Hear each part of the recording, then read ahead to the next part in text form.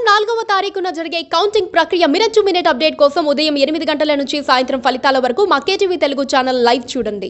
BJP శాసనసభాపక్ష నేత ఏలేటి మహేశ్వర్ రెడ్డి వరుసగా కాంగ్రెస్ ప్రభుత్వంపై అవినీతి ఆరోపణలు ఎందుకు చేస్తున్నారు? రోజుకో నేతను ఎందుకు టార్గెట్ చేస్తున్నారు? ఆయన అసలు ఉద్దేశం వేరే ఉందా? ఆయన కావాలనే అలా మాట్లాడుతున్నారా? కాంగ్రెస్ లో విభేదాలు సృష్టించాలన్నదే ఆయన పన్నాగమా? మహేశ్వర్ రెడ్డిని ఎవరైనా నడిపిస్తున్నారా? ఆయనకు అందుతున్నదంతా స్పూన్ ఫీడింగేనా?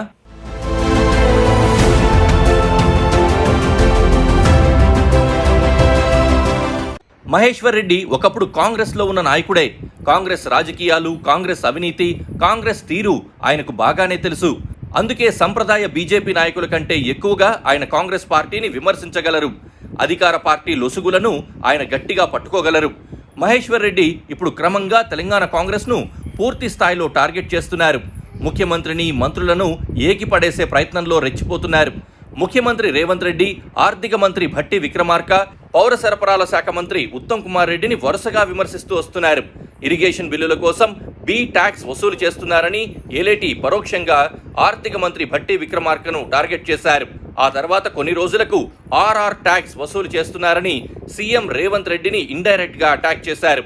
దీంతో కాంగ్రెస్ లీడర్ల ప్రోత్సాహంతోనే ఏలేటి ఆరోపణలు చేస్తున్నారనే చర్చ జరిగింది. ఎందుకంటే కాంగ్రెస్లోని కొందరు కీలక నేతలతో మహేశ్వర్ రెడ్డికి సన్నిహిత సంబంధాలున్నాయి. పార్టీ అంతర్గత అంశాలను సదరు లీడర్లే ఏలేటికి చేరవేస్తున్నారేమోనన్న అనుమానాలు మొదలయ్యాయి. ఈ విషయాన్ని కాంగ్రెస్ అధిష్టానం దృష్టికి సైతం తీసుకెళ్లారు. పైగా ప్రధాని మోదీ కూడా ఆర్ఆర్ ట్యాక్స్ విషయం ఒక సభలో ప్రస్తావించారు. కొద్ది కాలంలోనే తెలంగాణ కాంగ్రెస్ ప్రభుత్వం అవినీతిమయమైపోయిందని మోదీ ఆరోపించారు. ఏలేటికి రేవంత్ రెడ్డి అపాయింట్మెంట్ ఎందుకు ఇచ్చారు? ఇద్దరి మధ్య జరిగిన చర్చలేంటి? మంత్రి ఉత్తమ్పై మహేశ్వర్ రెడ్డి చేసిన ఆరోపణలేంటి? ఆయనంటే కాంగ్రెస్ నేతలు భయపడుతున్నారా? ఎప్పుడేం మాట్లాడుతున్నారోనని టెన్షన్ పడుతున్నారా? మంత్రి ఉత్తమ్ కుమార్ రెడ్డిపై మహేశ్వర్ రెడ్డి తీవ్ర ఆరోపణలు చేశారు. రైస్ మిల్లర్లతో సివిల్ సప్లైస్ శాఖ మంత్రి ఉత్తమ్ కుమార్ రెడ్డి కుమ్మక్కై యూ ట్యాక్స్ పేరుతో 500 కోట్ల రూపాయలు వసూలు చేశారని ఆరోపించారు. అందులో 100 కోట్లు ఢిల్లీలోని కాంగ్రెస్ అధిష్టానానికి పంపారని కూడా ఆయన వెల్లడించారు. సీఎం రేసులో ఉన్నానని చెప్పుకునేందుకు ఉత్తమ్ కుమార్ రెడ్డి ఢిల్లీ పెద్దలకు కప్పం కట్టారని మహేశ్వర్ రెడ్డి కొత్త వాదనను తెరపైకి తెచ్చారు. దీంతో ఉత్తమ్ యథాలాపంగా సమాధానం చెప్పారే తప్ప గట్టిగా కౌంటర్ ఇవ్వలేదు. మరోపక్క ఏలేటి ఇటీవల సీఎం రేవంత్ రెడ్డితో కూడా భేటీ అయ్యారు.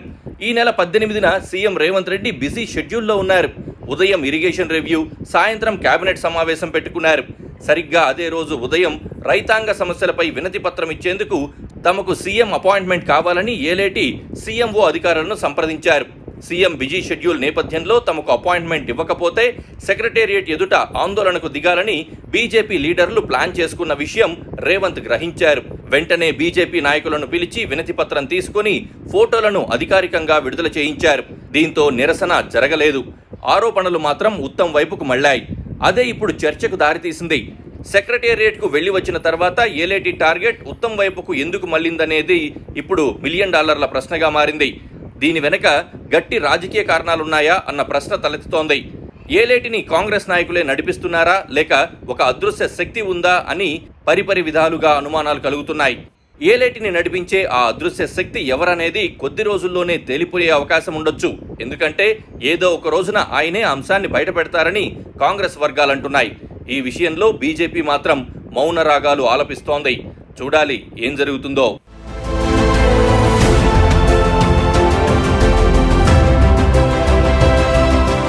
Please subscribe to KTV Telugu. KTV Telugu. KTV